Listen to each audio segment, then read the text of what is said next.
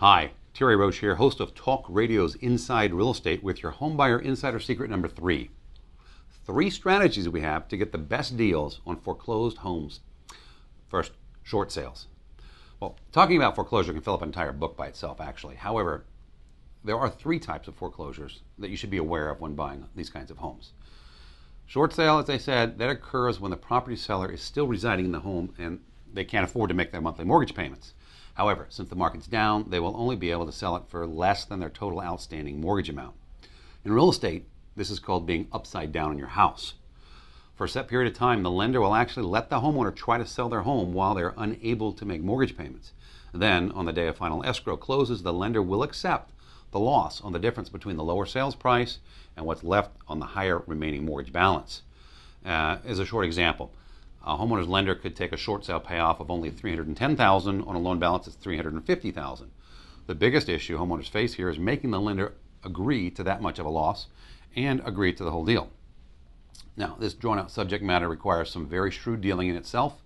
What ends up happening, unfortunately, is about 50% of homes listed as short sales instead go straight to foreclosure because the bank won't accept losing that much. Many banks will try to sell the property off by themselves and will only consider taking the loss after finding out for themselves. After short sales, the second strategy involves foreclosure auctions. This happens when the bank itself actually takes the home back from the seller. This might be the most hazardous time to buy, since you won't be allowed to see or inspect the property at the time. It's highly advantageous for you then to know all the pitfalls, all the dangers to avoid, and the corresponding profits that can be made. You have to be aware that the seller of a property in a foreclosure auction has generally been in the house the whole time. That person was not usually actively trying to sell the house because they were trying to keep their house.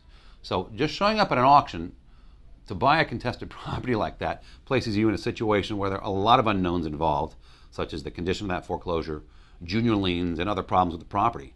Title could also be plaguing the house.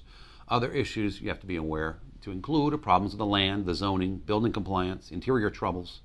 Also, public foreclosure auction sales require all buyers to usually pay cash right up front, right there. And in some areas, it can be, just having a small deposit.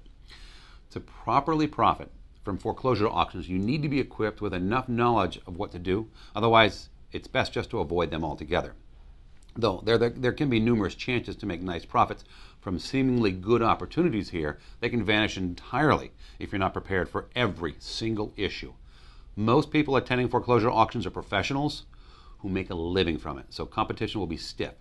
You should hear alarm bells if you notice them not fighting for the foreclosure you're gunning for. And if you're outbidding them by a margin, well, in these cases, there must be something you don't know about the property, so it's best to be extremely careful in those particular situations. Now, after a distressed home has gone through a failed short sale or a foreclosure auction, but still remains unsold, or the bank may have took it back themselves, and then they foreclose on it and keep it, it will then become what's known as an REO, or real estate owned. In other words, bank-owned properties. The bank assigns real estate agents. When they put their foreclosures back on the market, they'll usually list it below market price, and sometimes even fix it up a little bit in order to get it sold quickly because the property has already gone through the foreclosure, including the auction process. The REO, or the bank-owned property, is arguably considered the safest time to buy a foreclosure. The bank would have settled all junior liens, all remaining issues of the property, and now be able to give clear property title to the buyer. Buyers can relax since there's no longer any kind of problems with the title, and they'll be able to procure their title insurance for protection. They can also get a professional home inspector to go through the property, make the whole contract contingent on it, to find out if there are any major defects before they purchase it. The REO sale is highly recommended. It's my favorite in buying foreclosures, since all property problems are now cleared and the bank has, they've taken all the loss. And they're also offering a better deal. So that can put a lot of savings in a buyer's pockets. Moreover, a complete home inspection can properly inform the buyer if the home's indeed worth buying.